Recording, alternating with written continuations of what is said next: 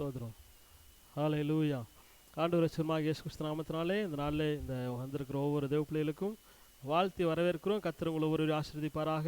ஹல்லேலூயா. எத்தனை பேர் சந்தோஷமா இருக்கிறீங்க? ஹல்லேலூயா. புது வருஷத்தில் கர்த்தர் நம்ம என்ன பண்ணியிருக்கிறார், கொண்டு வந்திருக்கிறார். ஹல்லேலூயா. புது வருஷம் அப்படின்றப்போ சோதரம் ஒரு சந்தோஷம். ஆனாலும் நமக்கு சோதரம் ஒரு ஆயுசு நாட்கள் ஒரு வருஷத்தை என்ன பண்ணியிருக்கோம், நம்ம கடந்து வந்திருக்கிறோம். என்ன பண்ணியிருக்கிறோம்? கடந்து வந்திருக்கிறோம். ஹல்லேலூயா. சோதரர் கர்த்தர் பாதுகாத்ததுக்காக கர்த்தருக்கு நன்றி செலுத்தணும். அதே போல் கர்த்தர் கொடுத்த புதிய வருஷத்தில் கர்த்தருக்காக நம்ம என்ன செய்ய போகிறோம் அப்படின்ற தீர்மானத்தோடு நம்ம என்ன பண்ணணும், கடந்து வரணும். சோதரம் தொடர்ந்து இந்த நாளில் சோதரம் வாக்குத்தத்த செய்தியாக நம்ம என்ன பண்ண போகிறோம், பார்க்க போகிறோம். சோதரம் வாசிக்கலாம். சோதரம் மீகா தீர்க்கதரிசன புத்தகம் 7ஆம் அதிகாரம் 15ஆம் வசனம்.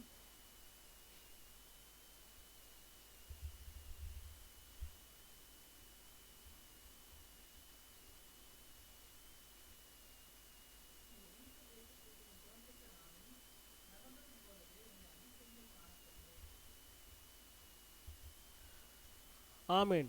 இங்கே வாக்குத்தத்தம் சொல்லப்பட்டிருக்கிறது. ஸ்தோத்திரம், உன்னை அதிசயங்களை காண பண்ணுவேன் என்று சொல்லி. அல்லேலூயா, அல்லேலூயா. ஸ்தோத்திரம், உனக்கு சபைக்கு கொடுத்தான நல்ல ஒரு வாக்குத்தத்தம், உன்னை அதிசயங்களை காண பண்ணுவேன். சோதரம் நம்முடைய வாழ்க்கையில் சோதரம் எத்தனையோ நன்மை செய்த தேவன் இந்த வருஷம் நமக்கு கொடுத்துருக்கிற நல்ல ஒரு வாக்குத்தத்தம், உன்னை அதிசயங்களை காண பண்ணுவேன். எத்தனை பேருக்கு சந்தோஷம் அதிசயங்களை பார்க்கணும் அப்படின்னா? அதிசயம் அப்படின்னா சோதரம் நடக்க முடியாத சூழ்நிலை, அதுக்கு காரியத்தை நடத்தி காட்டுவார், அதுதான் அதிசயம். அல்லேலூயா. அற்புதங்களை பார்க்குறோம். சோதரக்கு ஏசப்பா எத்தனையோ அற்புதங்களை என்ன பண்ணியிருக்கிறார், செய்திருக்கிறார். இன்னைக்கு நம்முடைய வாழ்க்கையிலையும் கர்த்தர் சொல்லியிருக்கிறார், உன்னை அதிசயங்களை காண பண்ணுவேன். அதிசயங்களை பார்க்குற ஒரு ஆண்டாக கர்த்தர் இந்த ஆண்டை நம்ம கணப்பிருக்கிறார், வைத்திருக்கிறார். அல்லேலூயா. எத்தனை பேர் சந்தோஷம் அதிசயங்களை பார்க்கணும்னு சொல்லி? அல்லேலூயா. அதிசயங்களை பார்க்க எல்லாரும் நம்ம ஆயத்தமாக இருக்கிறோம். ஆமாம், அப்படி தானே? அதிசயங்களை பார்க்க எல்லாரும் நம்ம ஆயத்தமாக இருக்கிறோம். எல்லாருடைய வாஞ்சியும் அதுதான், அதிசயங்களை பார்க்கணும். கர்த்தர் செய்த அதிசயங்களை நம்ம என்ன பண்ணணும், பார்க்கணும்னு சொல்லி. சோதரம் அந்த வாக்குத்தத்தத்தில் இந்த அதிகாரத்தில் நாம் பார்க்குறோம், உன்னை அதிசயங்களை காணப்படுவேன்னு சொல்லி என்ன பண்ணுறாரு, ஆண்டவர் சொல்கிறார். மீகா சோதரம் இந்த இடத்துல நாம் பார்க்குறோம், மீகா ஒரு தீர்க்கதரிசியாக சோதரம் இந்த சிறையிருப்பு நாட்களில் கர்த்தருக்காக வைராக்கியமாக எழுப்பின தீர்க்கதரிசியில் ஒரு தீர்க்கதரிசியாக இந்த மீகா தீர்க்கதரிசி இருக்கிறத பார்க்குறோம். அல்லேலூயா. சிறைப்பட்டு போன ஜனங்கள் மத்தியில் சோதரம் இந்த ஜனங்கள் எல்லாம் மீண்டு வரணும் அப்படின்னு சொல்லி மீகாக்குள்ள ஒரு ஏக்கம் இருந்துச்சு.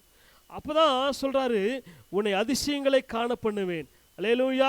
ஒரு கர்த்தருடைய வார்த்தையாக இந்த தீர்க்க தரிசனமாக என்ன பண்ணுறாரு, இந்த வார்த்தையை சொல்கிறார். அப்போ சிறைப்பட்ட நாட்களில் சோதரம் இருந்த அந்த ஜனங்களுக்கு தான் இந்த மீகா சொல்கிறாரு, உன்னை அதிசயங்களை காண பண்ணுவேன்னு சொல்லி. நம்முடைய வாழ்க்கையிலும் சோதரம் எத்தனையோ சிறையிருப்புகள், எத்தனையோ நெருக்கத்தில் நம்ம என்ன பண்ணலாம், இருந்திருக்கலாம். கர்த்தர் இன்னைக்கு நம்மை பார்த்து சொல்லக்கூடிய ஒரு வாக்குத்தத்தம், உன்னை அதிசயங்களை காண பண்ணுவேன். அல்லேலூயா. எத்தனை பேர் சந்தோஷம் நம்ம அதிசயத்தை பார்க்கறதுக்காக? அல்லேலூயா. இந்த அதிகாரத்தில் நம்ம பார்க்க போகிறோம், என்னெல்லாம் அதிசயத்தை கர்த்தர் நமக்கு செய்ய போகிறார், என்னெல்லாம் நம்முடைய இந்த வருஷத்தில் நம்ம கர்த்தர் நம்ம செயல்பட போகிறோம், கர்த்தர் நம்ம செயல்படுத்த போகிறார் அப்படின்னு சொல்லி. அல்லேலூயா. வாசிக்கலாம். சோதரம் 7ஆம் அதிகாரம் 8ஆம் வசனத்தில் சோதரம் நம்ம ஜபிக்கும்போது, அந்த வாக்குத்தத்தங்களை வச்சு ஜபிக்கும்போது கர்த்தர் வெளிப்படுத்தின சோதரம் இந்த காரியங்களை நம்ம பார்க்குறோம். கர்த்தர் நம்ம எப்படியெல்லாம் ஆசீர்வதிக்க போகிறார், நம்ம எப்படியெல்லாம் கர்த்தர் அதிசயம் செய்ய போகிறார் சொல்லி வாசிக்கலாம். 8ஆம் வசனத்தில், என் சத்துருவே எனக்கு விரோதமாய் சந்தோஷப்படாதே, நான் விழுந்தாலும் எழுந்திருப்பேன். அல்லேலூயா. இங்க முதலாவது சொல்லப்பட்டிருக்கிறது, விழுந்தாலும் எழுந்திருப்பேன். நம்ம எழுப்புகிற ஒரு அதிசயத்தை கர்த்தர் என்ன பண்ண போகிறோம், நம்முடைய வாழ்க்கையில செய்ய போகிறார். அல்லேலூயா. சத்துரு நினைப்பான், சோதரம் நம்ம என்ன பண்ணணும், எப்படியாக விழத்தள்ளி, பாவத்தில் விழத்தள்ளி இதோடு கூட நம்முடைய வாழ்க்கையை அழிச்சிரோன்னு முடிச்சிரோன்னு சொல்லி, எழும்ப முடியாது அப்படி சொல்லி நினைச்சு சோதரம் அமுக்கலான்னு பார்ப்பான். ஆனால் வாக்குத்தத்தம் சொல்லப்பட்டிருக்கிறது, சோதரம் இந்த மீகா சொல்றாரு, சோதரம் சத்துருவே எனக்கு விரோதமாக சந்தோஷப்படாதே, நான் விழுந்தாலும் எழுந்திருப்பேன். அல்லேலூயா. அல்லேலூயா. நம்முடைய வாழ்க்கையில் முதலாவது அதிசயங்களை காண பண்ணுகிற தேவன். சோத்திரம் கர்த்தருக்காக நம்ம எழும்புகிற ஒரு ஆண்டு இது. அல்லேலூயா. சோத்திரம் எழும்புவேன், நமக்குள்ள ஒரு விசுவாசம் வரணும். கர்த்தருக்காக எழும்புவேன், கர்த்தருக்காக எழும்புவேன். சத்துரு என்ன முடக்கினாலும், சத்துரு என்ன நெருக்கினாலும் கர்த்தருக்காக நான் எழும்புவேன், கர்த்தருக்காக நான் செயல்படுவேன். அல்லேலூயா. அல்லேலூயா. எழுப்புகிற ஒரு ஆண்டு, கர்த்தருக்காக செயல்படுகிற ஒரு ஆண்டா கர்த்தர் அந்த நாளில் வச்சிருக்கிறார். ஸ்தோத்திரம். அல்லேலூயா. அந்த அதிசயத்தை தான் கர்த்தர் என்ன பண்ண போகிறோம், நம்ம மேலே நம்ம மூலமாக கர்த்தர் செய்ய போகிறார். முடங்கி இருக்கிற யாரெல்லாம் கர்த்தருக்காக எழும்ப முடியல, கர்த்தருக்காக செயல்படுன்னு யாரெல்லாம் முடங்கி இருக்கிறாங்களோ அவங்களெல்லாம் கர்த்தர் எழுப்புகிற ஒரு ஆண்டு. அல்லேலூயா. சோதரன் நம்முடைய வாழ்க்கையில் நம்ம யோசிச்சு பார்க்கணும். கர்த்தருக்காக எழும்ப முடியல, கர்த்தருக்காக செயல்பட முடியல, கர்த்தருக்காக சோதரம் எதையாவது செய்யணும்னு சொல்லி செயல்படும் போது ஏதோ ஒரு வகையில் நம்ம முட்டி மோதி சத்துரு நம்ம என்ன பண்ணுறான், நெருக்கிறான். ஆனால் இன்னைக்கு நான் விசுவாசமாக சொல்லணும், சோதரம் சத்துருவே சோதரம் எனக்கு விரோதமாக நீ என்ன பண்ணாத, சந்தோஷப்படாத, நான் விழுந்தாலும் எழுந்திருப்பேன். அல்லேலூயா, அல்லேலூயா. நம்மை கர்த்தர் எழுப்புவார், கர்த்தர் எழுப்புவார். வேதம் சொல்லப்பட்டிருக்குது, கர்த்தருக்கு காத்திருக்கிறவர்கள் புது பலன் அடைந்து என்ன பண்ணுவாங்க, உயர எழும்புவார்கள். அல்லேலூயா. இந்த வருஷம் நம்ம எழுப்புகிற சோதரர் எழும்பி கர்த்தருக்காக எழும்பி பிரகாசிக்கிற அந்த அதிசயத்தை செய்வார். அல்லேலூயா. 2வது வாசிப்போம் சோதரம், அதே வசனத்தில் பார்க்குறோம். சோதரம் 7ஆம் அதிகாரம் 8ஆம் வசனத்தில் பார்க்குறோம். 2வது சோதரம், நான் இருளில் உட்கார்ந்திருந்தால் கர்த்தர் எனக்கு வெளிச்சமாயிருப்பார். அல்லேலூயா. 2வது சோதரம் இந்த வசனத்தில் சொல்லப்பட்டிருக்கிறது. இந்த மீகா சொல்றாரு, நான் இருளில் இருந்தாலும் கர்த்தர் எனக்கு வெளிச்சமாயிருப்பார். இந்த உலகமெல்லாம் இருளாம், பிசாசின் இருளின் அதிகாரத்துக்குள்ள இந்த ஜனங்கள் எல்லாம் நெருக்கத்தில் கொண்டு வரலாம். ஆனா இருளில் இருந்தாலும் யார் எனக்கு வெளிச்சமா இருப்பார், கர்த்தரே எனக்கு வெளிச்சமா இருப்பார். கர்த்தர் எனக்கு வெளிச்சமா இருந்தா, 9ஆம் வசனம் பாருங்க. 9ஆம் வசனத்துல சோதரர் கர்த்தர் எனக்கு வெளிச்சமா இருந்தா அங்க சொல்லப்பட்டிருக்கிறது, அவர் என்னை வெளிச்சத்திலே கொண்டு வருவார். அல்லேலூயா. 9ஆம் வசனம் சொல்லப்பட்டிருக்கிறது, சோதரர் அவர் என்னை வெளிச்சத்திலே கொண்டு வருவார். அப்ப கர்த்தர் எனக்கு வெளிச்சமா இருந்தா நான் எப்படி இருப்பேன், வெளிச்சத்தின் பிள்ளைகளாய் நடந்து கொள்ளுவேன். வெளிச்சத்துல கர்த்தர் கொண்டு வருவார். அல்லேலூயா. முதலாவது பார்த்த அற்புதங்கள் சோதரம் பார்த்தோம். கர்த்தர் சோதரம் நமக்கு அதிசயங்களை செய்யும் போது, அதிசயங்களை காணப்படும் போது நம்ம எப்படிப்பட்டவங்களா இருப்போமா, எழும்புவோம், கர்த்தருக்காய் வைராக்கியம் உள்ளவர்களா எழும்புவோம். 2வது இருளிலே மறைந்திருக்கிறவர்கள் அல்ல, சோதரம் வெளிச்சத்திற்கு ஆண்டவர் கொண்டு வருவார். அல்லேலூயா.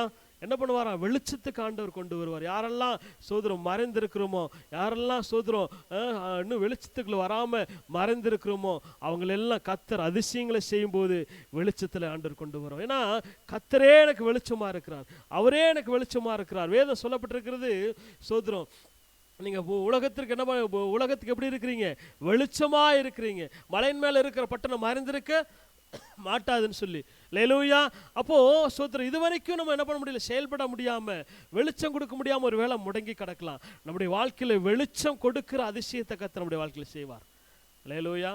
என்ன அதிசயத்தை செய்ய போறாரு, என்ன அதிசயத்தை செய்ய போறாரு, சோதரர் வெளிச்சத்தை கொடுக்கிற அற்புதத்தை, வெளிச்சமா இருக்கிற அற்புதத்தை வெளிச்சத்துல சோதரர் கொண்டு வந்து கர்த்தர் நம்ம நடத்துவார்.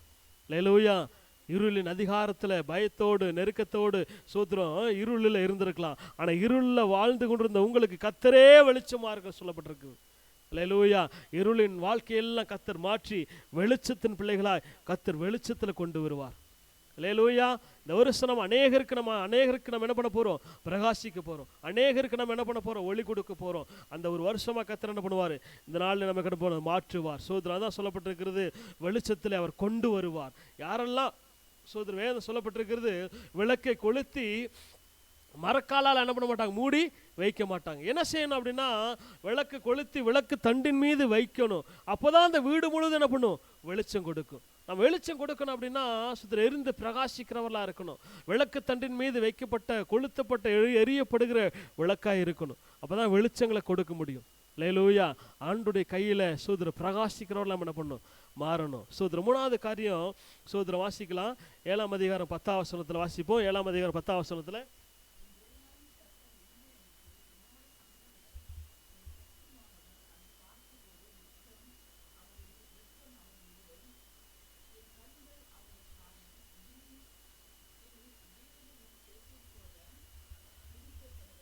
வீதிகளின் சேற்றை போல மிதிக்கப்படுவான். இங்க பார்க்கிறோம் 3வது ஒரு அதிசயத்தை நாம பார்க்க போறோம். அது என்ன அதிசயம் அப்படின்னா, சோதரர் இந்த இடத்துல நம்ம பார்க்கிறோம், என் தேவனாகிய கர்த்தர் எங்கே என்று என்னோடு கூட சொல்லுகிற என் சத்துருவானவள் சோதரம் சேற்றை போல மிதிக்கப்படுகிறத என் கண் என்ன பண்ணணும், காண போகிறது. அல்லேலூயா. அதான் அந்த மீகா சொல்றாரு, சோதரம் என் கண் காணும், சோதரன் கண்கள் அவனை காணும். எதை காணும், சோதரன் நமக்கு விரோதமாக எழும்பி வந்த சத்துரு மிதிக்கப்படுகிறத கர்த்தர் நம்முடைய கண்கள் காண வைப்பார். அல்லேலூயா, அல்லேலூயா. இந்த வசனம் சொல்லப்பட்டிருக்குது, சேற்றம் மிதிக்கிறது போல சத்துருவை கர்த்தர் மிதிக்க போறார். அதை நம்முடைய கண்கள் காண போகுது. அல்லேலூயா. இதுவரைக்கும் நமக்கு எதிராய் வந்திருக்கலாம், சத்துரு எதிராய் வந்திருக்கலாம், நெருக்கி வந்திருக்கலாம், போராடி வந்திருக்கலாம். அந்த நெருக்கத்தின் மத்தியில், போராட்டத்தின் மத்தியில் கர்த்தர் நம்முடைய ஸ்தோத்திரம் நம்ம தூக்கி எடுக்கும்போது, நம்ம எழுந்து பிரகாசிக்கும் போது, கர்த்தருக்காக எழும்பும் போது, வெளிச்சத்தின் பிள்ளைகளாய் வரும்போது, நமக்கு விரோதமாக இருந்த சத்துருவை கர்த்தர் என்ன பண்ண போறாராம்?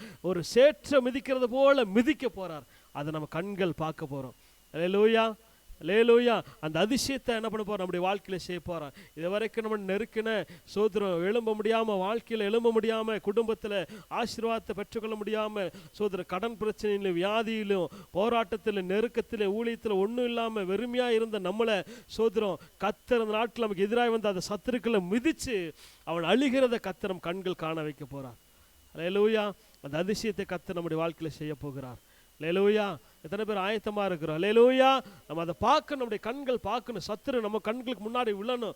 நம்ம நெருங்கி வந்த சத்துருக்கள் எல்லாம் என்ன பண்ணணும்? மிதிக்கிறது, ஆண்டவர் மிதிக்கிறது என்ன பண்ணணும்? பார்க்க வைப்பார். அப்படிப்பட்ட அதிசயத்தை காண பண்ண போகிறார். அதான் பார்க்க உன்னை அதிசயங்களை காணப்படுவேன்னா, இதுவரைக்கும் நெருக்கி வந்த சத்துருக்களை மிதிக்கிற, அதை பார்க்கக்கூடிய அந்த அதிசயத்தை கர்த்தர் வைக்க போறார். அல்லேலூயா.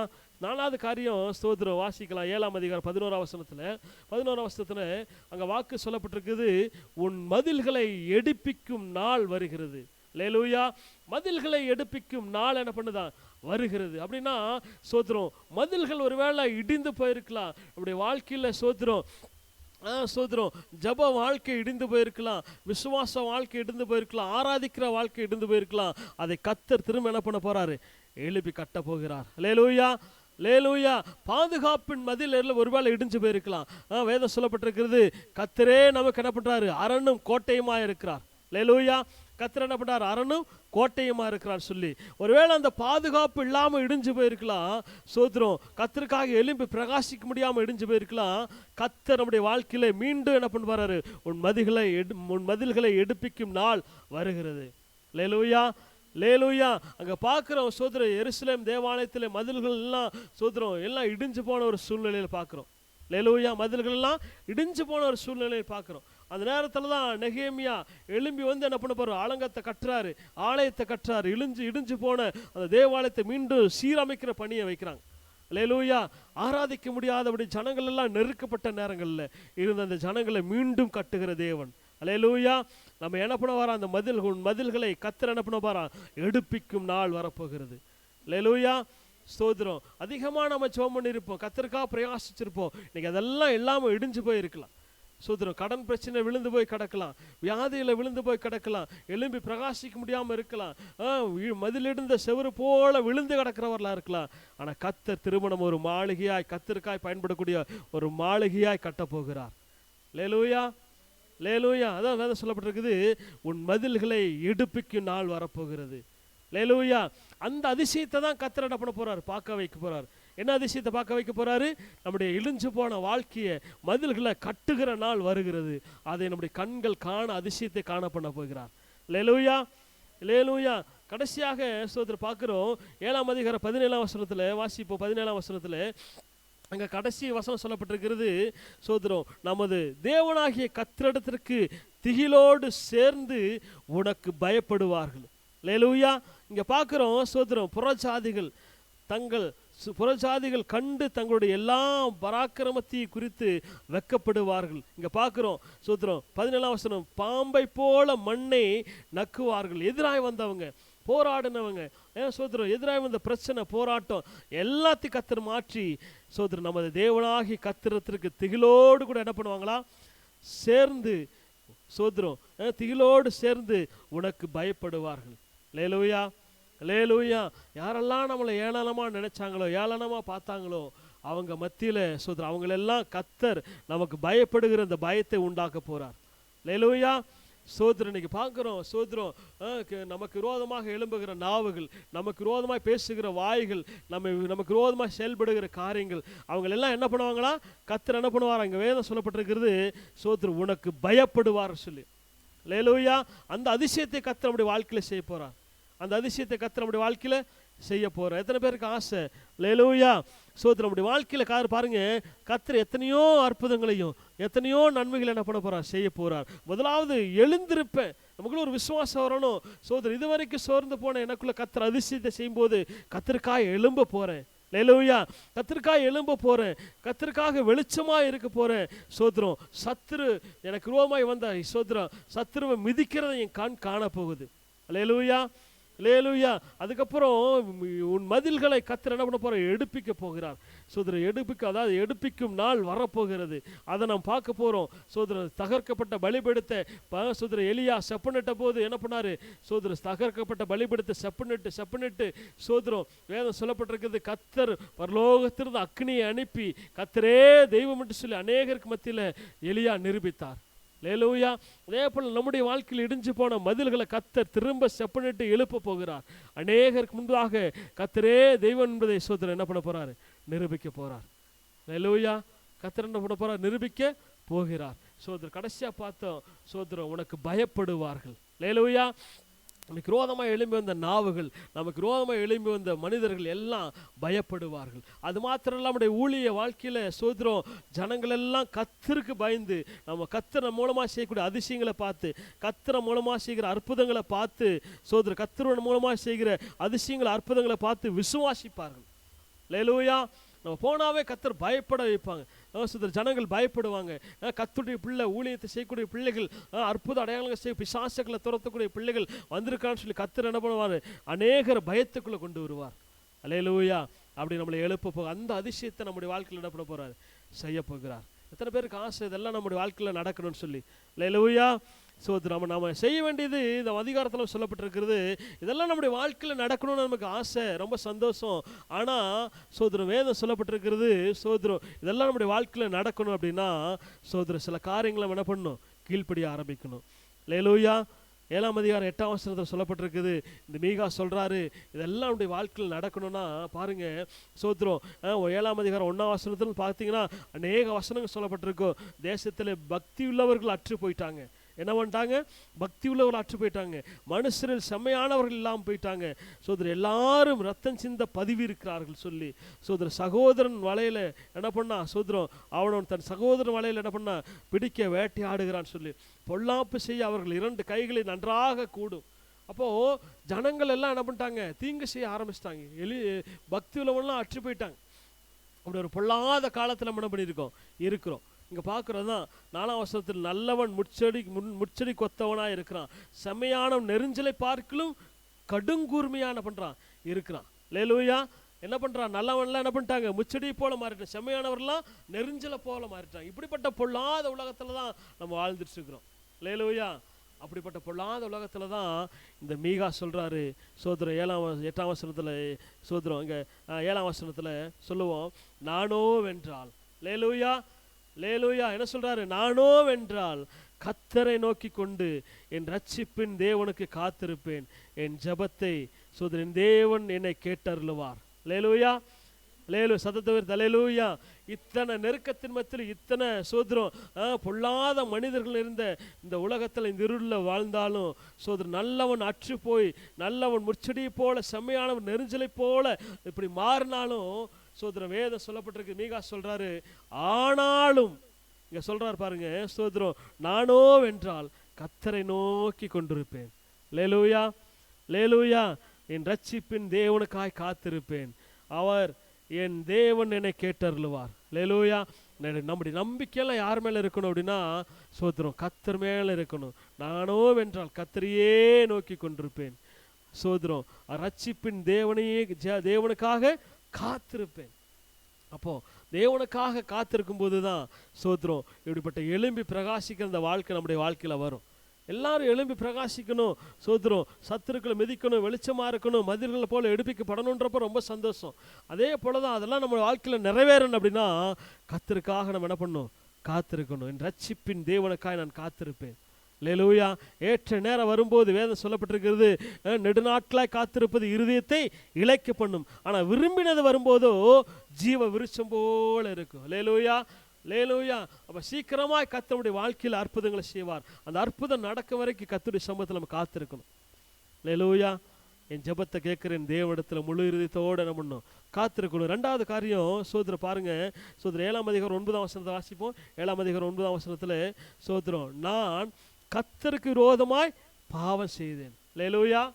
அல்லேலூயா. நம்முடைய வாழ்க்கையில கர்த்தர் அற்புதங்களை செய்யணும், அதிசயங்களை காண பண்ணணும் அப்படின்னா சோதரர் எழும்பி பிரகாசிக்கணும், சத்துருக்கள் மிதிக்கிறது நம்முடைய கண் காணணும் அப்படின்னா முதலாவது கர்த்தருக்கு காத்திருக்கணும், ரெண்டாவது நம்ம முழுவதுமாய் நம்ம அர்ப்பணிக்கணும். என்ன அர்ப்பணிக்கணும்? இங்க வேதம் சொல்லப்பட்டிருக்குது, நான் கர்த்தருக்கு விரோதமாய் பாவம் செய்தேன். அல்லேலூயா, அல்லேலூயா. கர்த்தருக்கு விரோதமாய் பாவம் தன்னை தானே தாழ்த்தும் போது, தன்னை கர்த்தருக்காக தாழ்த்தும் போது, பாவத்தை ஒப்புக்கொள்ளும் போது, பாவத்தை மறைக்கிறவன் வாழ்வடையான். அவைகளை அறிக்கையிட்டு விட்டு விடுகிறவனோ கர்த்தரிடத்தில் என்ன பண்ணுவான்? இரக்கம் பெறுவான். அல்லேலூயா. நமக்கு நாமளே பாவம் இல்லை என்று சொல்லுவோமானால் நம்மை நாமளே நம்ம என்ன பண்ணவர்களா இருக்கிறோம்? வஞ்சிக்கிறவர்களா இருக்கிறோம். அல்லேலூயா. இந்த மீகா சொல்றாரு, ஸ்தோத்திரம், நான் கர்த்தருக்கு விரோதமாய் பாவம் செய்தேன். அல்லேலூயா, அல்லேலூயா. இந்த வசனத்தின்படியாக சோதர தேவ சமூகத்தில் நான் பாவின்றதை ஒப்புக்கொள்ளணும். அல்லேலூயா. என் பாவத்தை மன்னிங்கன்னு சொல்லி ஆண்டவரிடத்தில் மன்னிப்பு கேட்கணும். அப்போ சொல்லும்போது பாருங்க, 18ஆம் வசனத்தில் சொல்லப்பட்டிருக்குது. 18ஆம் வசனத்தில் சோதரம், 18ஆம் வசனத்தில் மீறுதல்களை மன்னிக்கிற தேவரீர் ஒப்பான தேவன் யார்? அல்லேலூயா. என்ன பண்ணுவாரா? மீறுதல்களை மன்னிக்கிற தேவன். சோதர ஆண்டவரிடத்தில் நம்ம ஒப்புக்கொள்ளும் போது நம்முடைய மீறுதல்களை மன்னிக்கிறவர். 7ஆம் அதிகாரம் 19ஆம் வசனம் சொல்லப்பட்டிருக்குது. கடைசி வரி, நம்முடைய பாவங்கள் எல்லாம் சமுத்திரத்தின் ஆழங்கள் என்ன பண்ணுவாரா? போட்டுடுவார். அல்லேலூயா. எங்க போட்டுருவாரா? சமுத்திரத்தின் ஆழத்துல. அப்படி கர்த்தரிடத்துல நம்ம பாவின்ற ஒத்துக்கொண்டு நம்முடைய பாவத்தெல்லாம், நமக்கு கர்த்தருக்கு விரோதமா செஞ்ச பாவத்தெல்லாம் நம்ம அறிக்கிடும் போது நம்முடைய மீறுதல்களை மன்னிக்கிற தேவன் நம்முடைய பாவத்தை எங்க போடுறாரா? கடலின் ஆழத்துல போட்டுறார். ஏன்னா யாரும் போய் எடுக்க முடியாத இடத்துல கர்த்தர் போட்டுறார். அல்லேலூயா. நம்முடைய வாழ்க்கையில் அதிசயங்களை காணணும் அப்படின்னா கர்த்தர் முதலாவது அவருடைய சமூகத்தில் காத்திருக்கணும்னு விரும்புகிறார். ரெண்டாவது, நம்ம பாவின்ற ஒத்துக்கொண்டு கர்த்தருக்கு விரோதமாக செய்த செயல்கள் எல்லாம் ஆண்டவர் சமூகத்தில் ஊற்றி மன்னிங்கன்னு சொல்லி கேட்கும்போது ஸ்தோத்திரம், நம்முடைய மீறுதல்களை மன்னிச்சு நம்முடைய பாவத்தை எல்லாம் கடலின் ஆழத்தில் போட்டுட்டு ஆண்டுடைய பிள்ளையா, ஒரு பரிசுத்த பிள்ளையா நம்ம எழும்பும் போது கர்த்தர் நம்மை எழும்புற அளவுக்கு கர்த்தர் பயன்படுத்துவார். அல்லேலூயா, அல்லேலூயா. மூணாவது சோதர 7ஆம் அதிகாரம் 14ஆம் வசனத்தில் பார்க்குறோம். 14ஆம் வசனத்தில் கர்மேலில் சோதரம் நடுவிலே தனித்து வனவாசமாக இருக்கிற உமது சுதந்திரமான மந்தையாகிய அவர்களை தான் என்ன பண்ணுவாராம்? உன்னை அதிசயங்களை காண பண்ணுவேன். சோதர அதிசயங்களை காண பண்ணுறதுக்கு முன்னாடி அந்த வசனம் சொல்கிறாரு, கர்மேலில் நடுவிலே தனித்து வனவாசமாக இருக்கிறவங்களை தான் அதிசயத்தை காண பண்ணுவார். அல்லேலூயா. கர்மேல் அப்படின்னா சோதரம் பார்க்குறோம். சோதரம் கர்மேல் அப்படின்னா சோதரம் எலியா தேவனுக்காக வைராக்கியமாக நின்ன ஒரு இடம். தேவனுக்காக வைராக்கியமா எலியா நின்ன இடம்.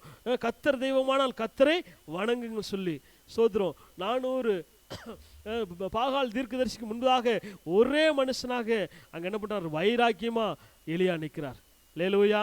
அங்கதான் அங்கே சொல்லப்பட்டிருக்குது, கர்மேலிலே நடுவிலே தனித்து வாசமாக இருக்கிற உமது சுதந்திரமான மந்தையாகிய உம்முடைய ஜனத்தை.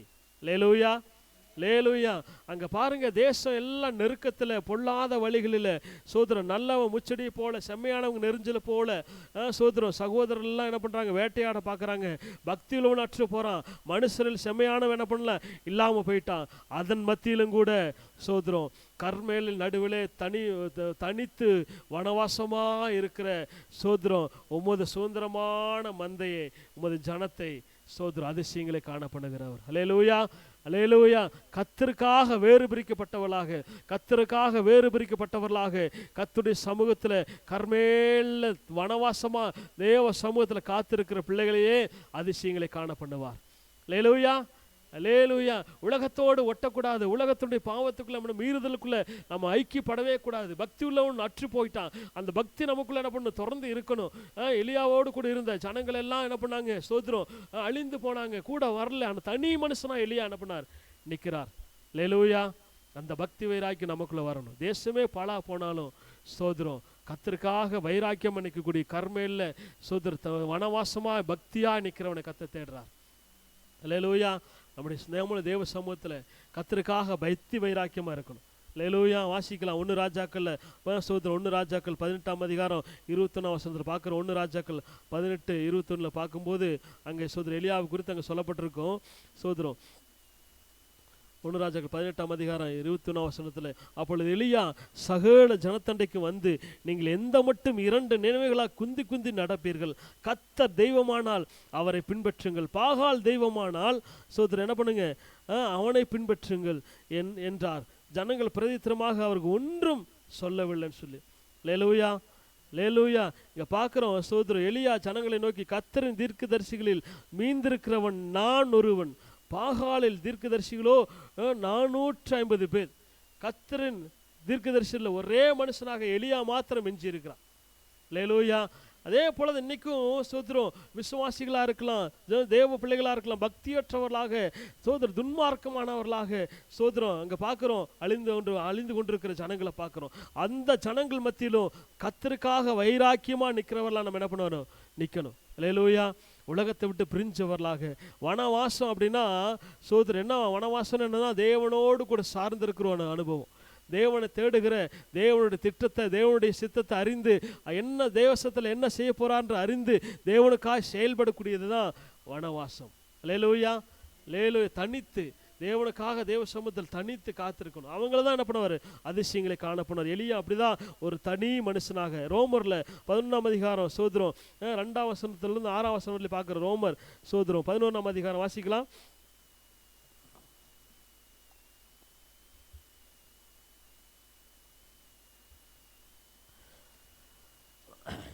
ரோமர் 11ஆம் அதிகாரம் 2ஆம் வசனத்தில் வாசிப்போம். தேவன் தாம் முன்னறிந்து கொண்ட தம்முடைய ஜனங்களை தள்ளிவிடவில்லை. எலியாவை குறித்து சொல்லிய இடத்தில் வேதம் சொல்லுகிறதை அறியீர்களா? அவன் தேவனை நோக்கி, கர்த்தாவே, உம்முடைய தீர்க்கதரிசிகளை அவர்கள் கொலை செய்து உம்முடைய பலிபீடங்களை இடித்து போட்டார்கள். நான் ஒருவன் மாத்திரம் மீதியாயிருக்கிறேன். என் பிராணனையும் வாங்க தேடுகிறார்களே என்று இஸ்ரவேலுக்கு விரோதமாக விண்ணப்பம் பண்ணின போது அவனுக்குண்டான தேவ உத்தரவு என்ன? பாகாலுக்கு முன்பாக முழங்கால் படியிடாத 7000 பேரை எனக்காக மீதியாக வைத்தேன் என்பது. அல்லேலூயா. அதே போல இக்காலத்திலையும் பாருங்க 5ஆம் வசனத்தில், இக்காலத்திலையும் கிருபையினாலே உண்டாகும் தெரிந்து கொள்ளுதலின்படி ஒரு பங்கு மீதியாக இருக்கிறது. அல்லேலூயா, லேலு. அந்த காலத்து போல இன்னைக்கும் கர்த்தரால் தெரிந்து கொள்ளப்பட்ட ஒரு பங்கு தான் நீங்களும் நானும். லேலூயா. சோதரம் பாருங்க, சோதரம் 19ஆம் அதிகாரம் 1 ராஜாக்கள் 19ஆம் அதிகாரம் 18ஆம் வசனத்தில் வாசிங்களேன். அதில் சோதரம் அந்த எலியாவுக்குள்ள அந்த வைராக்கியத்தை நம்ம பார்ப்போம். 1 ராஜாக்கள் 19ஆம் அதிகாரம் 18ஆம் வசனம்.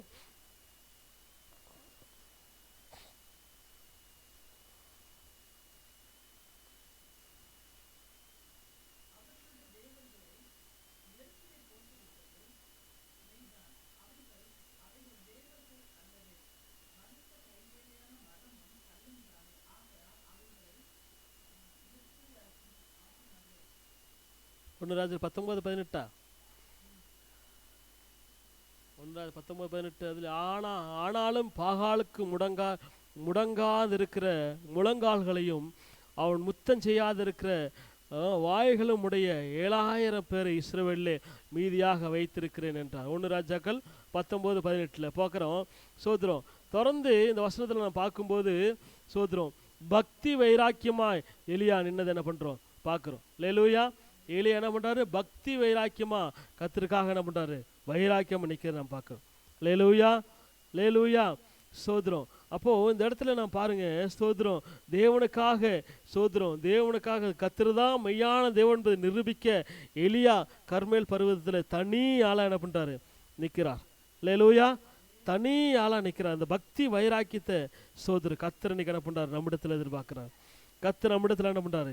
எதிர்பார்க்குறோம். நம்முடைய வாழ்க்கையில் கர்த்தர் அதிசயங்களை செய்யணும் அப்படின்னா இங்கே பார்க்குறோம், கர்மேலின் நடுவில் தனித்து வனவாசமாக இருக்கிற தமது சுதந்திரமான மந்தையாகி உங்களுடைய ஜனத்தை உன்னை அதிசயங்களை காணப்படுவேன்னு சொல்லி. அல்லேலூயா. இந்த அதிசயங்களை எல்லாம் பார்க்கணும் அப்படின்னா தேவ சமூகத்தில் போய் சோதரம் கர்த்தருக்காக வைராக்கியமாக நிற்கிறவர்களாக நம்ம என்ன பண்ணணும்? மாறணும். அப்போ தான் சோதரர் எலியாவை போல, ஒரு எலிசாவை போல, ஒரு மோசையை போல கர்த்தர் நம்மை பயன்படுத்துவார். சோதரர் கடைசியாக வாசிக்கலாம் 7ஆம் அதிகாரம் 14ஆம் வசனத்தில் சோதரர் மீகா 7:14 சோதரம் பார்க்குறோம். அந்த வசனத்திலே பார்க்குறோம், தொடர்ந்து பார்க்குறோம், கர்த்தரே என் மேய்ப்பராக இருக்கிறார். சோதரங்க பாருங்க 14 சோதரம் மந்தையாகி உம்முடைய ஜனத்தை உம்முடைய கோலினாலே மேய்த்தருளும், பூர்வ நாட்களில் மேய்த்தது போலவே அவர்கள் பாசானிலும் கீழையாத்திலும் மேய்வார்களாக. அப்படின்னா சோதரம் கர்த்தர் தான் நம்மளை என்ன பண்ணணும்? மேய்க்கணும்.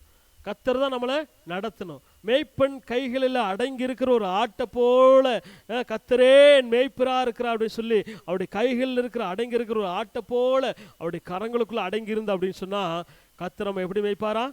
சோதரம் பாசானிலே பாருங்க, அந்த இடத்துல சொல்லப்பட்டிருக்குது, அவர்கள் பாசானிலும் கீழையாத்திலும் மேய்வார்கள். அப்படின்னா பாசான் அப்படின்னா யோர்தான் நதி ஓரத்தில் இருக்கக்கூடிய அந்த தேசம், யோர்தான் நதியில் ஓரத்தில் இருக்கக்கூடிய தேசம். கீழையாத் பிசின் தைலம் என்ன பண்ணுது, விலையேற பெற்றது. பாசான் அங்கே பார்க்குறோம் செழித்திருக்கும்.